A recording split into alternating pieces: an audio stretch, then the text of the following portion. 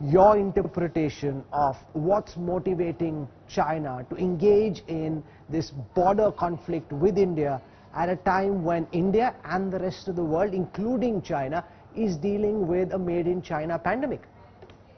Yes, there are many explanations, but the one that I think is the most persuasive is that China is lashing out from a sense of weakness. You got to remember that they've just unleashed the coronavirus on the rest of the world. I'm sure they're very sensitive about that, and what they're trying to do is to change the global conversation away from the coronavirus.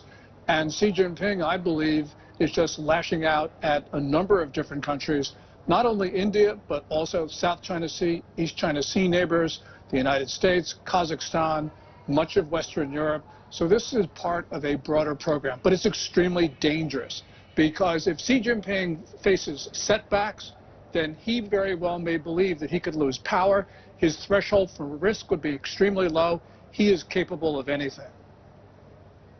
So when you say that this is a backlash coming from a sense of weakness, can you try and explain, because you follow what's happening in China as closely as you do, can you try and explain what's been happening behind that virtual communist iron curtain after the pandemic and the internal dynamics that you believe are at play at present?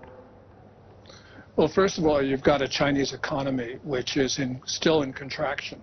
It contracted in the first quarter 6.8% according to official numbers.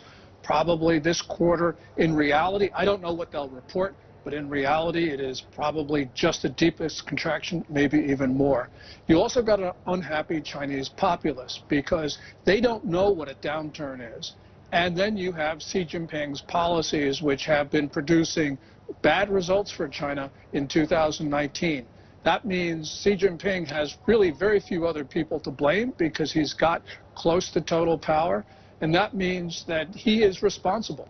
So he needs a victory. And what he sees with regard to India is a possibility of grabbing territory from India and therefore declaring that to be a win for China.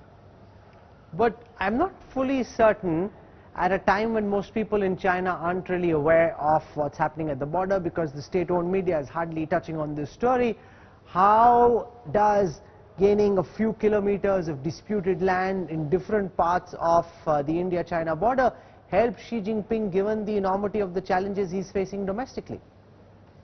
Well, the Chinese people would know more if Xi Jinping's policies were working out well on the border, because then state media, party media would be trumpeting this.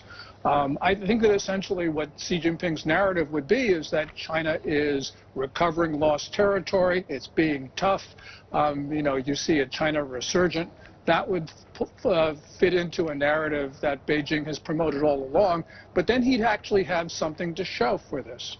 So although it seems perplexing from the outside, this whole notion that China is strong is a very important one for the Communist Party to propagate and for the Chinese people to understand.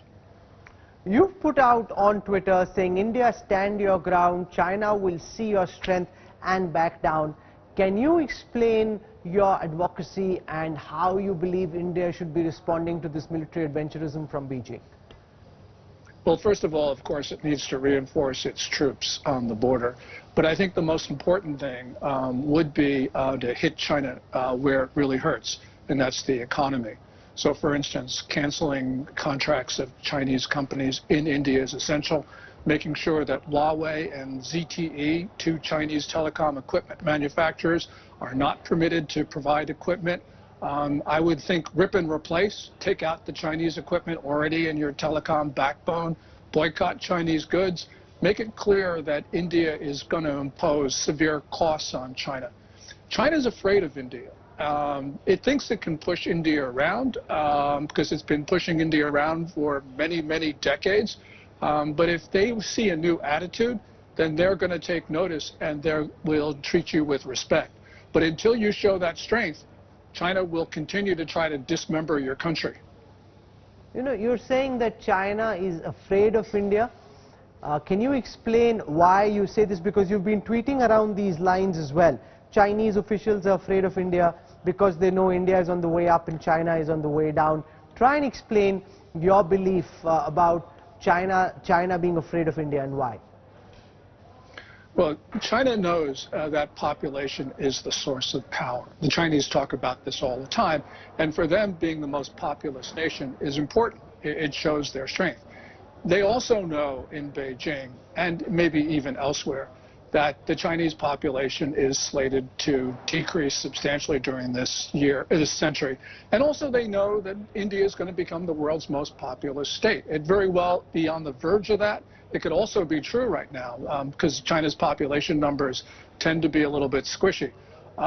That is going to be psychologically very difficult for Chinese leaders and the Chinese people to accept. So they see that the Indian economy is growing smartly. They see the Indian population vastly outnumbering China's. And I think that they're really worried about the strength of India going forward.